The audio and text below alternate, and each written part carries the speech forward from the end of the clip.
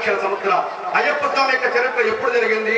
కృతయుగం, సత్యయుగమైనటువంటి కృతయుగంలో అయ్యప్ప స్వామి యొక్క చరిత్ర జరిగిందని మనకి పద్మ పురాణం, బ్రహ్మాండ పురాణం మనకు తెలియజేస్తున్నాయి. అయ్యప్ప స్వామి యొక్క జననానికి మూలాధారమైనటువంటి వాడు దత్తాత్రేయ మహర్షి.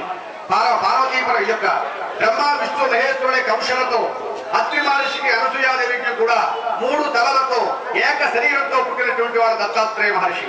ఆయన భార్య లీలావతి. దత్తాత్రేయుడు మొట్టమొదటి జన్మ, రెండవ జన్మ శ్రీపాదవల్లభుడు, మూడవ జన్మ నృసింహసరస్వతి, నాలుగవ జన్మ అక్కలకోట మహారాజు, ఐదవ జన్మ ఈవేళ కలియుగ ప్రత్యక్ష దేవ షిరిడి సాయినాథుడు అని చెప్పి మనకి గురు చరిత్ర తెలియజేస్తున్నది. షిరిడి సాయిబాబా వారికి 5వ తరమైనటువంటి దత్తాత్రేయుడే అయ్యప్ప స్వామి జన్మించడానికి ప్రధానమైనటువంటి కారకుడు. గురువు ఎట్లా ఉండాలి, శిష్యుడు ఎట్లా ఉండాలి, గురు పరంపర ఎట్లా ఉండాలి అని మనకు తెలియజేసినటువంటి వాడు దత్తాత్రేయ మహర్షి. షిరిడి సాయిబాబా ఆలయాల్లోకి వెళ్తే ఎదురుగుండా ఒక మేడి చెట్టు ఉండగా, ఆ మేడి చెట్టు కింద ఒక తెల్లటి ఆవు వెనకాల ఉండగా ఒక త్రిశూలంతో, చేతిలో త్రిశూలంతో, 3 తలలతో, ఏక శరీరంతో 4 కుక్కలు ఎదురుగుండా ఉన్నటువంటి మూర్తి దత్తాత్రేయమూర్తి.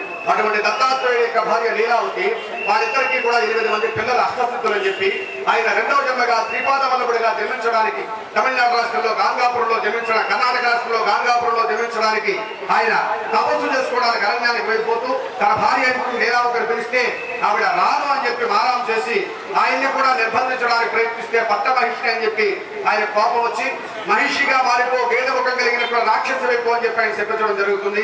ఆవిడ రాక్షసిగా మారిపోయే బ్రహ్మ గురించి ఘోరమైనటువంటి తపస్సు చేసి ఈశ్వరుడికి విష్ణుమూర్తికి పుట్టినటువంటి కుర్రవాడి చేతులు 16 సంవత్సరాల కైలాసంలో అతను కరగాలి, తిరిగి మళ్ళీ రెండో జన్మగా భూలోకంలో జన్మించాలి. ఆ జన్మలో అతను అనేక బల సంపన్నుడై ఉండాలి, బ్రహ్మచర్య దీక్షలో ఉండాలి. అటువంటి వారి చేతిలో నాకు సావును ప్రసాదించడం వరం కోరుకుంటే బ్రహ్మ తదాస్తుని వరం ఇచ్చిన తర్వాత ఆ వరమల గర్వంతో దేవతలందరినీ కూడా ముప్పు తిప్పలు పెట్టి 3 చెడుమలు తాగిస్తూ ఉంటే బ్రహ్మ దేవతలందరినీ కూడా భూలోకానికి వెళ్ళి తలదాచుకోవడం జరుగుతుంది.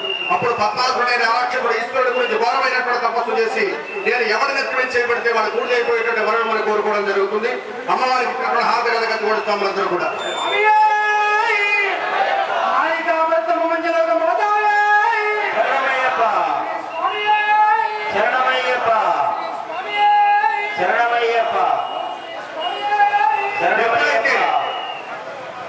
ఆ విధంగా పద్మాసుడు వరం కోరుకున్నాడు. ఈశ్వరుడు వరం ఇచ్చిన తర్వాత ఆ యొక్క చేతిని అతని నెత్తి మీద, ఈశ్వరుడి నెత్తి మీద పెట్టడానికి ప్రయత్నం చేస్తాడు ఈ యొక్క పద్మాసుడు. తన పొట్టలో ఉన్నటువంటి 3 లోకాలని రక్షించడం కోసం పరమేశ్వరుడు కనుక భూలోకంలోకి వచ్చేసి రుద్రాక్ష